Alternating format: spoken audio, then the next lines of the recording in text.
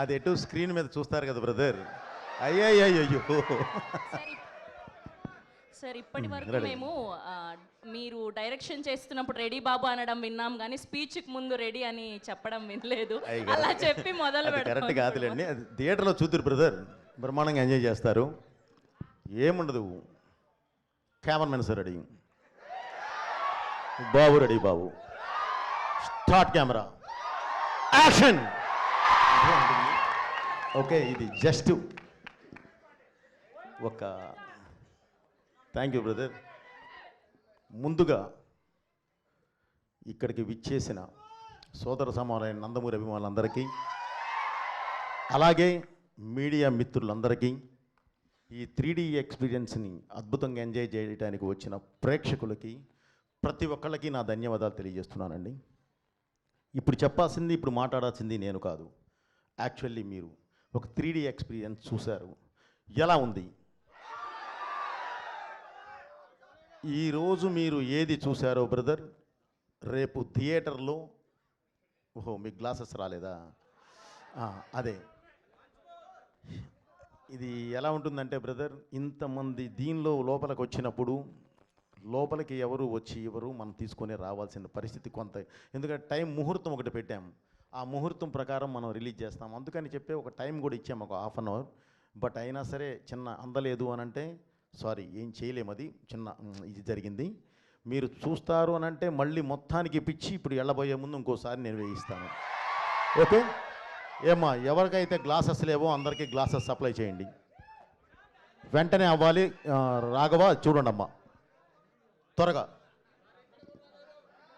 అదే అదే అదే అదే అదే అదే బ్రదర్, నీ దాకా వచ్చి ఇవ్వాలంటే ఇప్పుడు కష్టం కదా, అందుకనే స్టార్టింగ్లో ఉండాలి బ్రదర్. అంటే మీరు సెంటర్లో ఉన్నారు, మీరు అభిమానులు, మీరు కాదంటలేదు నేను, కానీ మీరు చూసుకోవాలి. ఇది ముందు లోపలికి వచ్చేటప్పుడే తీసుకొని వస్తే బాగుండేది, తోసుకొచ్చారు కానీ తీసుకొని రాలా, అది ఇబ్బంది. ఓకే బ్రదర్, ఈరోజు మీరు చూసిన ఈ ఎక్స్పీరియన్స్ అంటే ఇప్పటి వరకు ఎవరు 3D చూడండి కాదు, చూశారు. కానీ మన తెలుగు సినిమా ఒక మంచి ప్లాట్ఫామ్ మీద, అంటే ఒక మామూలుగా మా స్క్రీన్ మీద మన సినిమా చూసి తర్వాత మీరు 3Dలో చూస్తే ఉండే ఆ ఎక్స్పీరియన్స్, బిలీవ్ మీ, అది మీరు చాలా గొప్పగా ఫీల్ అవుతారు. మన సినిమాని ఈ స్థాయికి తీసుకెళ్ళామా అన్నంత గొప్పగా ఫీల్ అవుతారు. ఈ సినిమాని కూడా అలాంటి ప్లాట్ఫామ్ మీదే చేయడం జరిగింది, ఒక అద్భుతమైన దీని మీదే చేయడం జరిగింది. ఓకే బ్రదర్, తప్పకుండా మీరు అందరూ చాలా బాగా ఫీల్ అవుతారు. అలా అవ్వాలన్న ఉద్దేశంతోనే ఎప్పుడు బాలయ్య బాబు అభిమానులు కానివ్వండి, తెలుగు ప్రేక్షకులు కానివ్వండి, మన మీడియా వారు కానివ్వండి, ఒక కొత్తదనాన్ని తీసుకొచ్చి మీ ముందు నుంచో పెడితే దాన్ని తీసుకొచ్చి భుజాల మీద మోస్తారు, తల మీద పెట్టుకొని చూస్తారు. ఆ అద్భుతమైన ఇది ఇందులో ఉంటుంది, నన్ను నమ్మండి. ఏదో అడగపోయావమ్మా? నిన్న ముంబై ఎక్స్పీరియన్స్ ఎలా ఉన్నింది? అండ్ అదరగొట్టేశారు హిందీ స్పీచ్, మొదటి ప్రమోషన్ ముంబైతో మొదలు పెట్టారు, అండ్ అక్కడ రెస్పాన్స్ ఎలా ఉన్నింది? ఇప్పుడు నేను ఒకటే చెప్తున్నానండి సినిమా గురించి. ఈ సినిమా భారతదేశ ఆత్మ, ఈ సినిమా భారతదేశ పరమాత్మ, ఈ సినిమా ఈ దేశ ధర్మం, ఈ సినిమా ఈ దేశ ధైర్యం. ఇలాంటి ఒక అద్భుతమైన వేదిక మీదే, ఫౌండేషన్ మీదే ఈ సినిమా చేయడం జరిగింది. అంటే ప్రపంచ దేశాల్లో మీరు ఎక్కడికి వెళ్ళినా సరే మీకు ఒక మతం కనిపిస్తుంది, కానీ ఈ దేశంలో మాత్రమే ఒక ధర్మం కనిపిస్తుంది, సనాతన హైందవ ధర్మం. ఆ ధర్మాన్ని బేస్ చేసుకొని వెళ్ళేదే ఈ సినిమా. మీరు మీ ఇంట్లో ఉన్న చిన్నపిల్లల దగ్గర నుంచి అమ్మా నాన్నల వరకు అందరూ వరుసలో కూర్చొని అద్భుతంగా చూస్తారు. అది నా బాధ్యత, నేను మీకు ఇస్తున్న హామీ. సో ఇలాంటి సినిమా తీసినప్పుడు మీరు అడిగారు ఎందుకు ముంబై అని. Mumbai is a culture runway from movies. అది దేశానికి రాజధాని. మనం అక్కడి నుంచి, అంటే మూవీస్కి అక్కడి నుంచి కానీ మనం ప్రారంభిస్తే దేశం మొత్తం స్ప్రెడ్ అవ్వడానికి అవకాశం ఉంటుంది.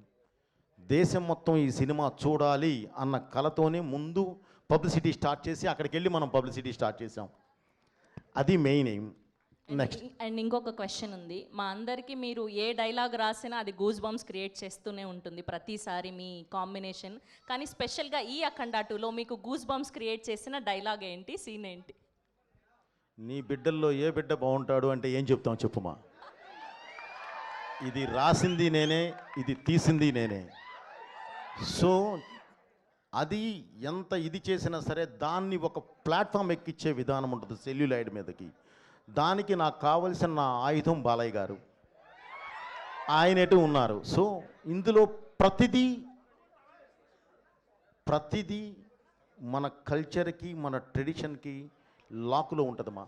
సో అందువల్ల ఏంటంటే ప్రతి డైలాగు బాగుంటుంది ఇందులో. అసలు ఏది ఇది బాగుంటుంది ఇది అది అనడానికి లేదు. కాబట్టి ప్రతిదీ బాగుంటుందమ్మా. Thank you very much. నేను చెప్పా ఆల్రెడీ ఆయన ఇలాంటి ఆన్సర్లే చెప్తానరా, అడగొద్దు మనం దొరికిపోతామని. అయినా సరే వాళ్ళు వినట్లేదు సార్, ఏం చేయమంటారు? అయ్యయ్యో లేదు. మీరు ముంబైలో కూడా చెప్పారు, ఇక్కడ కూడా చెప్పారు, ఈ సినిమా భారతీయ ఆత్మ అని చెప్పేసి. ఒక కమర్షియల్ సినిమా భారతీయ ఆత్మగా ఎలా మారింది, మీరు ఎలా మార్చారు? ఎందుకంటే మనకు భారతీయ ఆత్మ అంటే మన భగవద్గీత, మన రామాయణం, మన భారతం, ఇవి మన భారతీయ ఆత్మలు. ఒక కమర్షియల్ సినిమాని మీరు భారతీయ ఆత్మగా ఎలా మార్చగలిగారు, ఎలా మార్చారు, కొంచెం ఎక్స్ప్లెయిన్ చేస్తారని. థ్యాంక్ యూ గురుగారు, కూర్చోండి.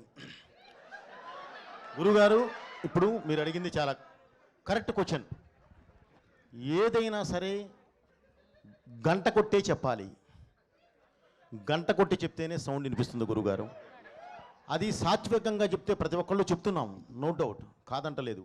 కమర్షియల్గా చెప్పినప్పుడే ప్రతి ఒక్కళ్ళకి ఎక్కడానికి అవకాశం ఉంటుంది. చదువుకునే రోజుల్లో బండ గుర్తు అంటామండి. అలాగే దీనికి ఒక ఇది చెప్పాము. ఇప్పుడు మీరు చెప్పారండి భగవద్గీత, రామాయణం, మహాభారతం ఎక్సెట్రా మొత్తం చెప్పారు గురుగారు. మీరు నమ్మండి, రేపు చూడండి గురుగారు, ఈ 3 సినిమాలో ఉంటాయి. ఓకే అండి, దీనికి సంబంధించిన ప్రతి ఇది దీనిలో ఉంటుంది. ఈ 3టికి మూలం ఉందో చూడండి గురుగారు. ఇప్పుడు వారు అడిగారు భగవద్గీత, రామాయణం, మహాభారతం అంటేనే మన దేశ ఆత్మ. ఆ ఆత్మ ఒక కమర్షియల్ సినిమాలో ఎలా ఉంటుంది అని అడిగారు. ఈరోజు నేను చెప్తున్నాను బ్రదర్, మీరు సినిమా చూడండి, ఈ 3టికి ఉన్న ఆత్మే ఈ సినిమా, దాని మీద నుంచే మొదలవుతుంది. సో అందుకే చెప్పాను, ఇది ఈ దేశ ఆత్మ, ఈ దేశ పరమాత్మ, ఈ దేశ ధర్మం, ఈ దేశ ధైర్యం ఏంటి. రేపు సినిమా చూడండి sir. Thank you very much గురుగారు, మంచి క్వశ్చన్ అడిగారు. థ్యాంక్ యూ అండి బ్రదర్, థ్యాంక్ యూ. ఒకళ్ళు చూసిన తర్వాత నెక్స్ట్ వెంటనే చూడండి. ఓకే అమ్మా.